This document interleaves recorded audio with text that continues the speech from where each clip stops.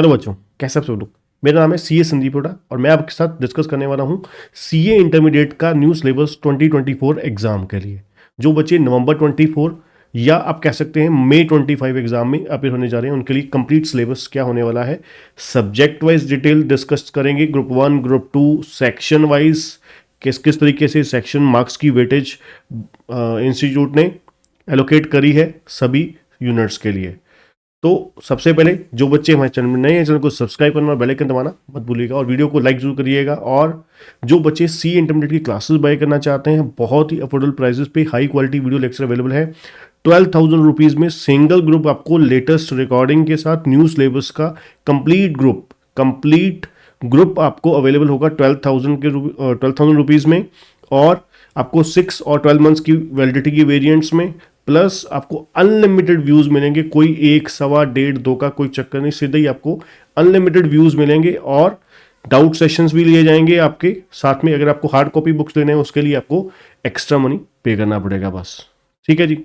तो अगर आप क्लासेस बाय करना चाहते हैं, डिस्क्रिप्शन में आपको लिंक मिल जाएगा और कॉन्टैक्ट नंबर भी मिल जाएगा, वहाँ से आप डायरेक्टली बाय कर सकते हैं और लाइव क्लासेस भी ज्वाइन कर सकते हैं अगर आप जूम लाइव क्लासेस ज्वाइन करना चाहते हैं। तो चलिए, जैसे कि आपको पता है हमारे सीए इंटरमीडिएट में 2 ग्रुप हैं, ग्रुप 1 ग्रुप 2 नए सिलेबस में। पहले ग्रुप में 3 पेपर है। पहला पेपर हमारा एडवांस अकाउंटिंग का, दूसरा कॉर्पोरेट एंड अदर लॉ, तीसरा हमारा हो जाता है टैक्सेशन का। तीनों 100 नंबर के हैं और 30 मार्क्स का आपका एमसीक्यू आने वाला है, 70% सब्जेक्टिव आने वाला है। ठीक है जी। तो सबसे पहले हम बात करेंगे एडवांस अकाउंटिंग।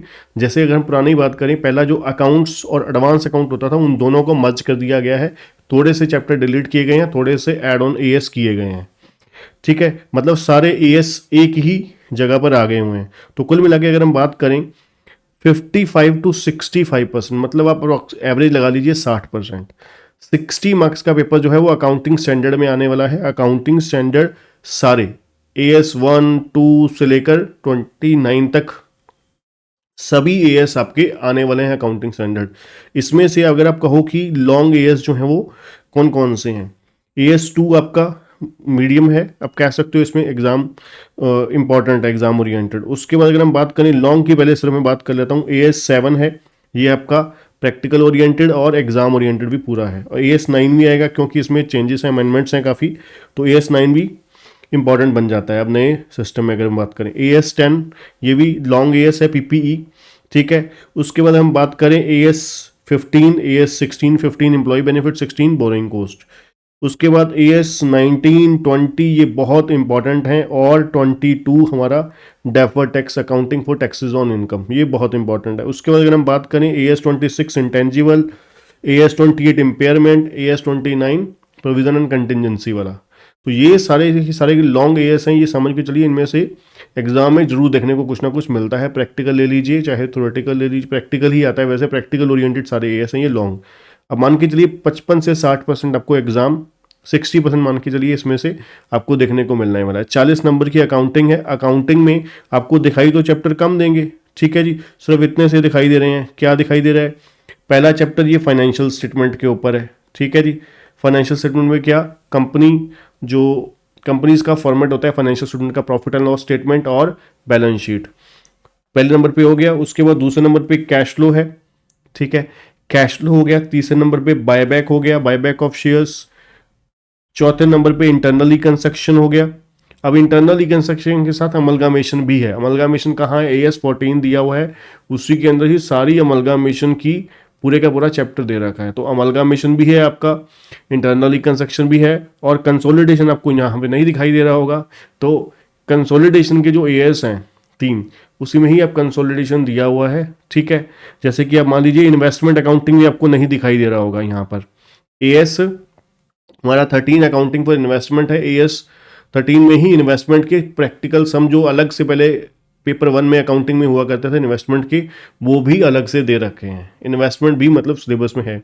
अब हिडन चैप्टर कौन, इसके अलावा बड़ा चैप्टर ब्रांच साथ में, मतलब कौन कौन से चैप्टर इसके अलावा जो आपको 40 नंबर में यहाँ पे दिखाई दे रहे हैं। ठीक है, उसमें से कौन कौन से हैं? कंसोलिडेशन, अमलगामेशन, इन्वेस्टमेंट और बोनस एंड राइट शेयर भी है। ठीक है जी।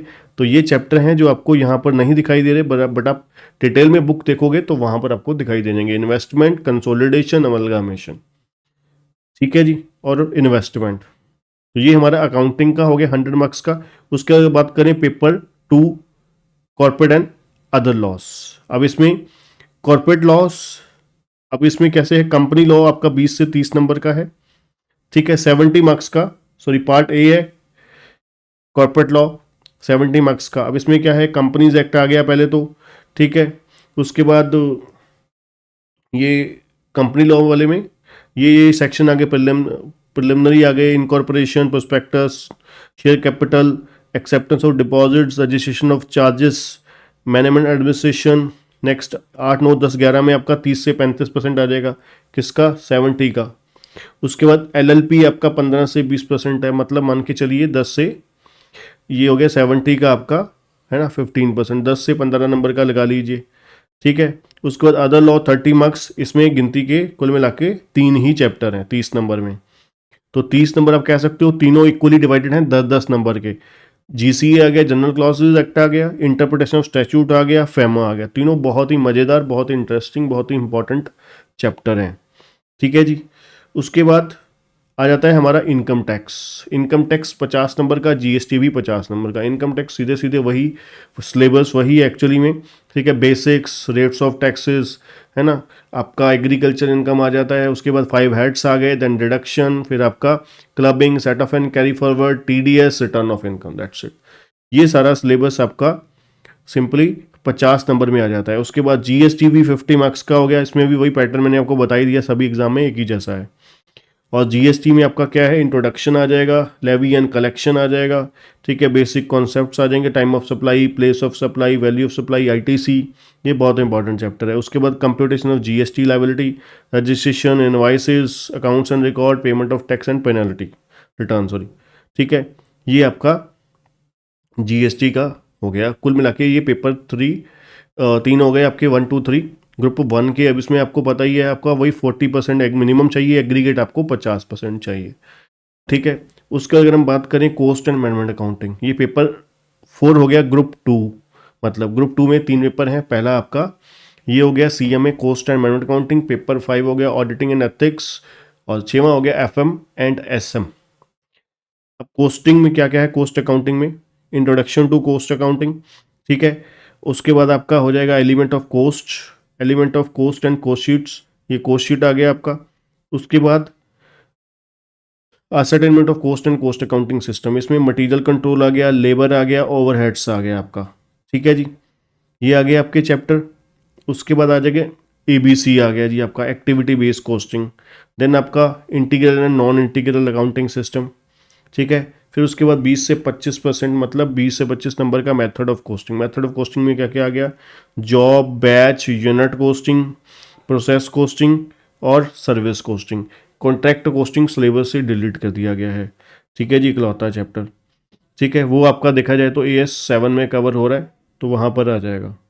तो उसके बाद कॉस्ट कंट्रोल एंड एनालिसिस में 25 से 30% एग्जाम आने वाला है, स्टैंडर्ड कॉस्टिंग, मार्जिनल कॉस्टिंग और बजटरी कंट्रोल। तो मान के चलिए ये तीनों चैप्टर आपके सामने ही हैं कि एक एक लॉन्ग क्वेश्चन तीनों चैप्टर में ही कंफर्म है, मार्जिनल, स्टैंडर्ड और बजटरी कंट्रोल में, ये 3 चैप्टर में, ठीक है जी। ये आपका कॉस्ट का सिलेबस हो गया जी। अब आते हैं ऑडिटिंग एंड एथिक्स पे। ऑडिटिंग एंड एथिक्स में पहला nature objective and scope introduction वाला हो गया पहला। Audit strategy, planning and program, ये 8 से 12% का हो गया।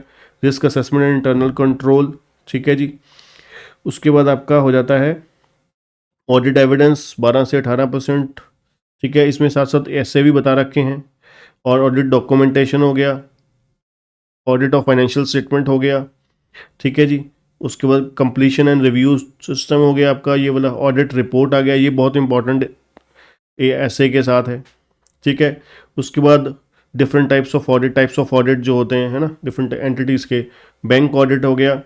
उसके बाद एथिक्स इन ऑडिट, 8 से 10 नंबर का आपको ऑडिट इन एथिक्स, ठीक है जी। और लास्ट सबसे मज़ेदार ग्रुप 2 का देखा जाए, चौथा और 6वां पेपर दोनों ही इंटरेस्टिंग है, स्कोरिंग में है। FM SM, FM भी 50 नंबर की कर दी, पहले 60 की होती थी, अब 50 की हो गई। SM पहले भी 50 की थी, अभी भी 50 की ही है।